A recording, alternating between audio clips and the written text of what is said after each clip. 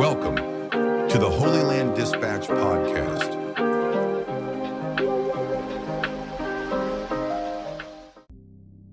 Hello and welcome back to the Holy Land Dispatch podcast. Today, I'll try to address another one of those lies the Israeli left perpetuates and the global left happily picks up on.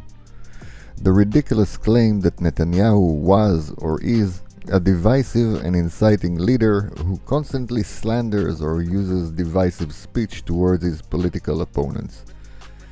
A shortish video made its way to my social media stream and gave me the opportunity to start formulating an answer to those bogus claims. We will start with a riddle. What do fact-speaking leftist pundits on American TV and Snow White have in common? Neither are real. Well, you could make the case that dressing up as Snow White brings her to existence, but you can't make those clowns on TV tell the truth. John Oliver is no different. It seems like you can't go through a single week without catching those shills speaking blatant lies in order to smear their mortal enemies, people who think different to them. It was brought to my attention that Mr. Oliver went on yet another anti-Bibi rant. I'm not surprised, but I did watch it, and you know what? It's time for a little monologue of my own. I'd share the video here, but that would cause this video to be blocked, so instead you can follow the link to the post on X. It should come up on the screen and I'll have it in the comments below. Here's what Oliver had to say, and I quote, "He made his name campaigning against the historic Oslo Accords. They famously laid out a framework for Israel negotiating peace with the Palestinians, and Netanyahu in particular railed against the prime minister who signed those accords on Israel's behalf, Yitzhak Rabin. Bibi went scorched earth, even speaking at an infamous rally where the crowd burned images of Rabin in a Nazi uniform and chanted for his death. Just a month later, he was assassinated by a far-right extremist. Many blamed Netanyahu for stoking the anger that led to that assassination, including Rabin's widow." Oliver then cuts to a part of an interview with Leah Rabin. The interviewer asks, "To what extent do you blame Mr. Netanyahu for what has happened?" And Mrs. Rabin answers, "I blame him. In rally in Kikar Tzion in Jerusalem, they showed him in the uniform of the Nazi," her words.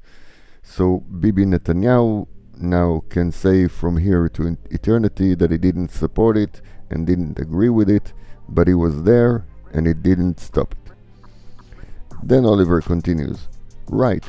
Now Netanyahu denies inciting political violence, and in his defense, it's not like he was filmed leading a mock funeral procession before Rabin's death with a coffin labeled "Rabin kills Zionism" in Hebrew. Except, of course, he was very much filmed doing exactly that." He then shows a clip and says, "There is Netanyahu right in front of one of the bluntest and most unfortunate metaphors imaginable." And he wraps things up by, "Honestly, the only way that could get any more on the nose is if he held a sign reading plausible deniability and burned that too." Wow, zinger.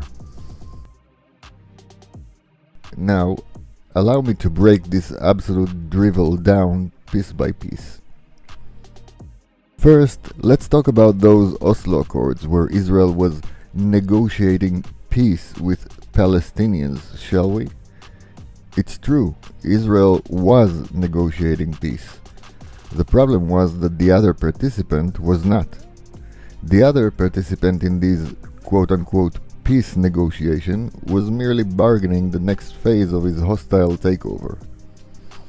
And yes, Bibi did object to those agreements, much like more than half of the population. I'll admit that I was still part of those who supported the two-state delusion back then. Our eyes were wide shut to all the horrific terror attack, the double talk and deceptive behavior of our peace partner Yasser Arafat, who spoke from two sides of his mouth.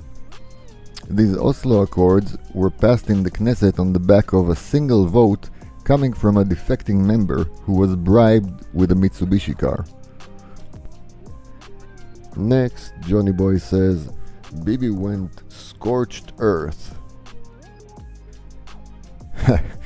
If by scorched earth you mean exercising his democratic right and duty to speak in public against a policy he strongly objected to, then yeah, I guess he did. Now, John, since I was actually here and you weren't, I know that that was all he did. He spoke at a few rallies, he spoke at the Knesset, he went around the country gathering support. You know, John, what politicians do. Let's continue. Bibi went scorched earth, even speaking at an infamous rally where the crowd burned images of Rabin in a Nazi uniform and chanted for his death. Just a month later, he was assassinated by a far-right extremist. I'm going to spend some time on this last bit, so you, John, can get a little educated, and so other listeners won't fall for the same ignorant traps you fell into. Let's start with the images of Rabin in a Nazi uniform. First, it was, and still is, an abhorrent behavior, which is not excused by anything. Now that we've made that clear, let's just mention the little fact that you didn't mention for some reason. You know, that those images were printed and distributed by a Shin Bet operative. Let me give you some context, John. We've known for a while now that a number of Shin Bet operatives were sent to settlements in Judea and Samaria with a mandate to incite the local population to violence. They embedded themselves in some communities, even marrying into some families in order to complete their cover. This is not a conspiracy. This is well documented and investigated fact. The vast lack of support for Oslo necessitated a diversion. And what's better than to flash a floodlight on those violent far-right settlers, eh? The problem was, and still is, that, well, they are actually not violent people by any standard. For the most part, the incitement worked on a small number of individuals, and some of the action taken against Arabs mostly was actually taken by those operatives themselves. I know, John, you probably didn't bother to check before you spoke. After all, facts, truth, those are foreign concepts in your circles. So here I am, happy to help. Furthermore, that irresponsible Shin Bet jerk was met with rejection by most people he tried handing those despicable images to. They looked at him perplexed and told him where to shove those images. But don't let that little side note stop you from bursting a vein. Now, the chants in those demonstrations were not nice. Yes, inside these huge crowds there were a negligible minority, mostly encouraged by the Shin Bet operatives who chanted death to Rabin. Do you know how we know about these people? Because TV crews went up close and personal and recorded those few who were completely swallowed by the majority. That is a lie that you help perpetuate, a lie based on staining a huge number of people who absolutely did not chant that. Eventually, a month later, Yitzhak Rabin was indeed murdered. I was 22 when that happened, and I cried like a baby. It was unforgiven, and still is. Do you know, John, who was one of Yigal Amir's best buddies? Do you know, John, who was whispering in Yigal Amir's ear? Do you know, John, who was goading and coaxing Rabin's would-be assassin to action? Yes, John, 12 points. It was indeed a Shin Bet operative. Not far-right extremists, not crazy rabbis like the Israeli Pravda reported, not violent settlers. In fact, Amir was not a settler at all. He's from Herzliya. So no, John, your attempt, which is not original like most of the nonsense you say on your show, to tie between a demonstration and the murder, is pathetic. Yigal Amir was not affected by a demonstration. He was incited, pushed and challenged by someone who were supposed to help divert attention from the ever-growing objections to the Oslo Accords and onto a fictional libel against the opposition. Let's continue. Many blamed Netanyahu for stoking the anger that led to that assassination, including Rabin's widow. Yes, John, many blame Netanyahu. Okay, many, very likely more, don't. What exactly is your point? Oh, I get it. The widow of the murdered prime minister was blaming him. That's very surprising. Who would have thought that the widow of a person who was murdered would blame his most prominent opposition leader? That really caught me off guard, John. John, take a breath. Yes, I've lived through this period and I was here. You know, unlike you. I've seen it and heard it. He didn't stop it. Let's watch a bit of the very same demonstration. You know, John, the one none of you inciting lefties ever show.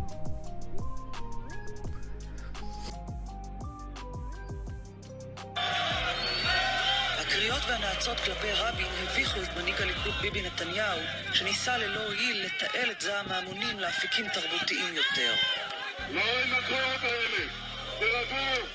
לא עם הקריאות האלה! Oh, you don't speak Hebrew. Let me help you with that.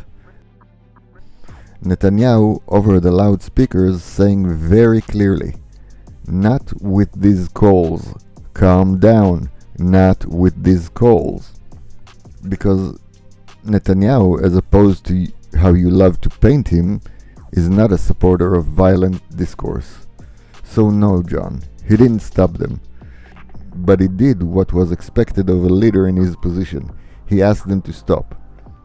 Other than going down into the crowd and making citizen arrest, what exactly was Netanyahu supposed to do? And now, let's tackle your lowest and most dishonest display of eye-rolling. Right. Now, Netanyahu denies inciting political violence, and in his defense, it's not like he was filmed leading a mock funeral procession before Rabin's death with a coffin labeled Rabin Kills Zionism in Hebrew. Except, of course, he was very much filmed doing exactly that. He then shows a clip and says, "There is Netanyahu right in front of one of the bluntest and most unfortunate metaphors imaginable." Again, let's take a breath here, John, and ask ourselves, what are we seeing? Yes, we see Netanyahu walking with demonstrators. Behind him, indeed, a fairly distasteful use of a coffin. Now, what you, John, tried to create here is a link between the image of the coffin and the heinous murder that took place later on. You wanted to plant the visual of this coffin, then jumps to Rabin's murder, making it seem like cause and effect, like causation or correlation. The problem, John, is that we're not quite as stupid as you seem to believe we are. While I agree that a coffin in a demonstration is distasteful, that was all it was. What was written on that coffin? It says, Rabin kills Zionism. Okay. Zionism is the sentiment, the striving and action toward the establishment of an independent state for the Jews in their historic homeland of Israel. Rabin signed an agreement that gives away large portions of said homeland to others. So, the demonstrators believed, with some very clear logic, that by signing this agreement, Rabin dealt a death blow to Zionism. So, what exactly is, how did you call it, one of the bluntest and most unfortunate metaphors imaginable about it? Again, taste aside, What exactly is the problem with stating that the Oslo Accord and the people who signed it are killing Zionism? Why the outrage, John? Why should Netanyahu disassociate himself from this message? Well, except for it being a mortal sin by being a different opinion to yours. And he wraps things up by, honestly, the only way that could get any more on the nose is if he held a sign reading plausible deniability and burned that too. Wow, zinger. Well, John, I hate to break it to you, buddy. I can think of a few things that are actually worse. Since you seem to despise coffins, and hey, I'm with you on that, let me show you a clip.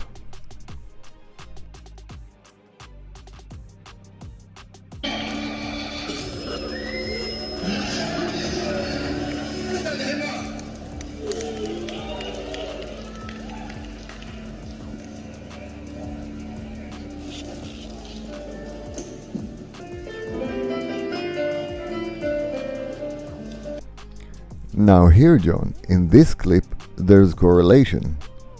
The coffin on the one hand, and the images on the big screen. Netanyahu and Minister Levin, who led the attempt to reform the judiciary. You know, a crime that according to this singer might warrant a certain penalty. But please, don't go on a rant against Shlomi. He's from the correct camp, the human rights camp, the democracy first camp, the camp that expects you to be democratic as long as you do it his way. And tell me, John, what might you find inside a coffin? That's right, bodies. Here are a few peaceful and cultured leftist demonstrators outside of that awful Ben Gvir's house. Because nothing says moderate, humanist, mild-tempered and overall not psychotic person than, well, that. Do you remember, John, how earlier I showed you Netanyahu pleading with demonstrators to avoid using violent language? Let's see one of Israel's prominent opposition leaders, Yair Golan, dealing with some calls to him. מקיים קשרים עם קטר, הוא בוגד במדינת ישראל. בואו אני אספר לכם מי מחרב את ישראל. בואו אני אספר לכם.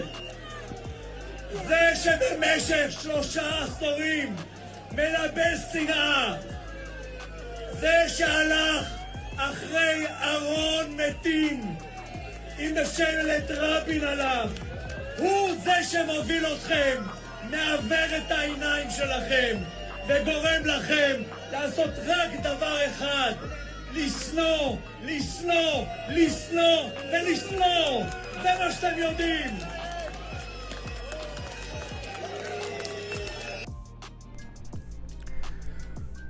Well, there's a calm, cool, collected, level-headed individual calmly calling Netanyahu a traitor. And while he's democratically inciting, he blames Netanyahu for incitement. While he tells the crowd that all they know is to hate, and brings up that very same coffin you did, John, he expresses his hateful messages at the people of Sderot who went through October 7th. These are the people he preaches to. Ready for more, John?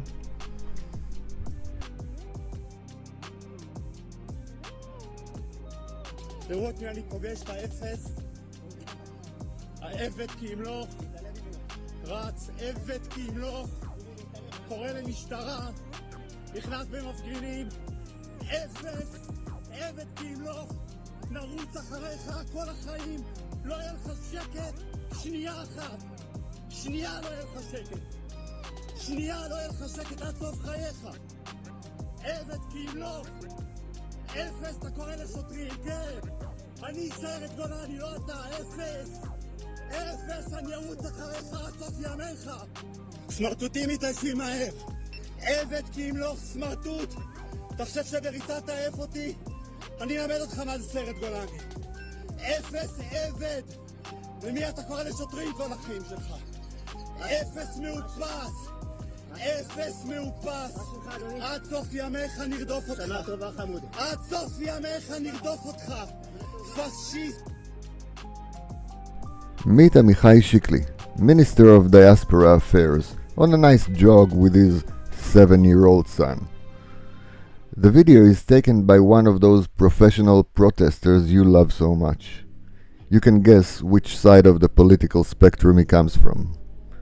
This pure soul chases the minister and his 7-year-old boy, cussing, taunting, promising to chase him to the end of his life, and other such pearls of wisdom. How about an actual attempt to cause Netanyahu harm?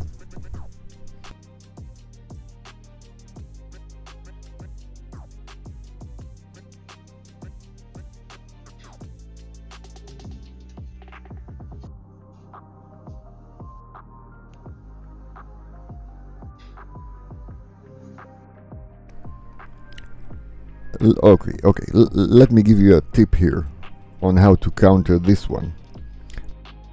The leftist media here painted this firing of lighting bombs on Netanyahu's residence in Caesarea, injuring a security guard, a prank. You know, boys will be boys. I remember when you went on the rant that day. Oh, hold on a second. You didn't. Perhaps the only way your Bibi derangement syndrome can get any more on the nose is if you'd hold up a sign saying unbiased punditry and burn that like you did your credibility with your hate.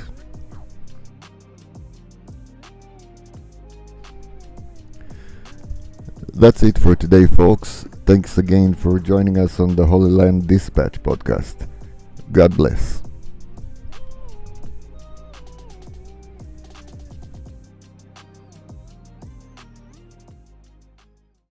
Da da da da da